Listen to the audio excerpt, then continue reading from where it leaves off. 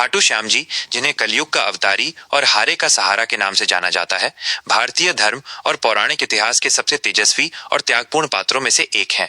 उनका मूल नाम बर्बरीक था। ये कथा केवल एक योद्धा की नहीं, बल्कि अपूर्व भक्ति, निस्वार्थ प्रेम और आत्म बलिदान की गाथा है। खाटू श्याम जी का जन्म और वंश। खाटू श्याम जी का संबंध महाभारत काल के पांडवों से है। वे भीम के पुत्र घटोत्कच के पुत्र थे। उनकी माता का नाम मोरवी या अहिलवती था, जो दानवराज मूर की पुत्री थीं। जन्म से ही बर्बरीक अत्यंत शक्तिशाली और वीर थे। उन्हें बचपन से ही युद्ध कला का गहरा ज्ञान था। 3 बाणों का वरदान। बर्बरीक ने भगवान शिव की कठोर तपस्या की थी। उनकी भक्ति से प्रसन्न होकर भगवान शिव ने उन्हें 3 दिव्य बाण प्रदान किए। ये बाण इतने शक्तिशाली थे कि इनके माध्यम से वे पूरे ब्रह्मांड को नियंत्रित कर सकते थे। इन बाणों की विशेषता ये थी कि ये कभी खाली नहीं जाते थे। शिवजी ने इन्हें 3 बाण कहकर संबोधित किया था, लेकिन ये 3 बाण पूरी महाभारत की सेना को समाप्त करने में सक्षम थे। महाभारत युद्ध में सहभागिता। जब बर्बरीक को पता चला कि कुरुक्षेत्र में पांडवों और कौरवों के बीच महायुद्ध होने वाला है, तो उन्होंने अपनी माता से आज्ञा ली कि वे भी इस युद्ध को देखने जाएंगे। माता ने उन्हें एक वचन दिया था कि वे युद्ध में हमेशा हारने वाले पक्ष का साथ देंगे। बर्बरीक ने माता को वचन दिया और युद्ध क्षेत्र की ओर चल पड़े। मार्ग में उन्हें भगवान श्री कृष्ण मिले, जो ब्राह्मण के भेष में थे। श्री कृष्ण ने बर्बरीक से पूछा कि वे इतने छोटे होकर भी युद्ध में क्या करेंगे। बर्बरीक ने नम्रता से उत्तर दिया कि वे बस युद्ध देखना चाहते हैं।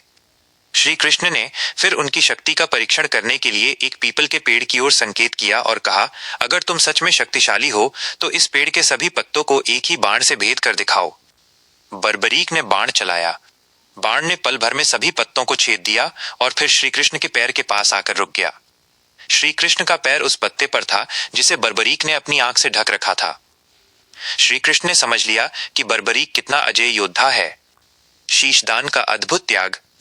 श्री कृष्ण जानते थे कि यदि बर्बरीक ने पांडवों की ओर से युद्ध लड़ा तो कौरव तो तुरंत नष्ट हो जाएंगे, लेकिन यदि उसने हारने वाले पक्ष का साथ दिया तो वो युद्ध को एक अलग मोड़ दे देगा।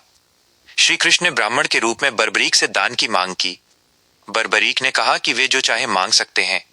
श्री कृष्ण ने बर्बरीक से उनका शीश, सिर मांग लिया। एक पल के लिए बर्बरीक अवाक रह गए, लेकिन उन्होंने तुरंत पहचान लिया कि ये सामान्य ब्राह्मण नहीं, बल्कि स्वयं भगवान श्री कृष्ण है। उन्होंने हंसते हुए अपना शीश दान करने का निर्णय लिया। केवल एक शर्त रखी कि वे अंत तक युद्ध देखना चाहते हैं। भगवान ने उनकी इच्छा पूरी की। फाल्गुन मास की द्वादशी को बर्बरीक ने अपना शीश काटकर भगवान के चरणों में अर्पित कर दिया। श्री कृष्ण ने उनके शीश को एक ऊंचे स्थान पर स्थापित कर दिया ताकि वे पूरे युद्ध को देख सकें। युद्ध का साक्षी और निर्णायक। महाभारत के युद्ध की समाप्ति के बाद पांडवों में विवाद हुआ कि युद्ध जीतने का श्रेय किसे जाता है।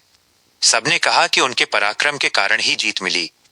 अंत में उन्होंने बर्बरीक के शीश से पूछने का निर्णय लिया। बर्बरीक के शीश ने कहा, तारांकन, मैंने तो केवल भगवान श्री कृष्ण का सुदर्शन चक्र चलते देखा और द्रौपदी का महाकाली रूप देखा, जो शत्रुओं का संहार कर रही थीं। इसमें कोई पांडव या कौरव नहीं लड़ रहा था। सब कुछ भगवान श्री कृष्ण के इशारे पर हो रहा था। बर्बरीक के इस उत्तर ने पांडवों का अहंकार मिटा दिया। खाटू श्याम के रूप में स्थापना। कलयुग के प्रारंभ में राजस्थान के खाटू नामक स्थान पर बर्बरीक का शीश प्रकट हुआ। एक कथा के अनुसार एक गाय रोज उस स्थान पर जाकर अपने दूध की धार छोड़ती थी। जब ग्रामीणों ने खुदाई की तो वहां से श्री श्याम जी का शीश प्राप्त हुआ। वहां के राजा ने उस स्थान पर एक भव्य मंदिर का निर्माण करवाया। इसीलिए उन्हें खाटू श्याम जी कहा जाने लगा। कलयुग के देव, हारे का सहारा। आज खाटू श्याम जी का मंदिर लाखों श्रद्धालुओं के लिए आस्था का केंद्र है। भक्त उन्हें हारे का सहारा कहते हैं, क्योंकि वे मानते हैं कि जो भी व्यक्ति जीवन में हार मान चुका हो या संकटों से घिरा हो, यदि वो सच्चे मन से खाटू श्याम की शरण में जाता है तो भगवान उसका मार्ग प्रशस्त करते हैं। फाल्गुन मास का मेला यहाँ की सबसे बड़ी घटना होती है, जहाँ दुनिया भर से भक्त निशान ध्वज लेकर पैदल यात्रा करते हुए बाबा के दरबार में पहुंचते हैं। निष्कर्ष, खाटू श्याम जी की कथा हमें यह सिखाती है कि सच्चा धर्म केवल लड़ने में नहीं, बल्कि सही समय पर त्याग करने में है। उनका शीश दान करना एक साधारण घटना नहीं, बल्कि एक सर्वोच्च समर्पण था।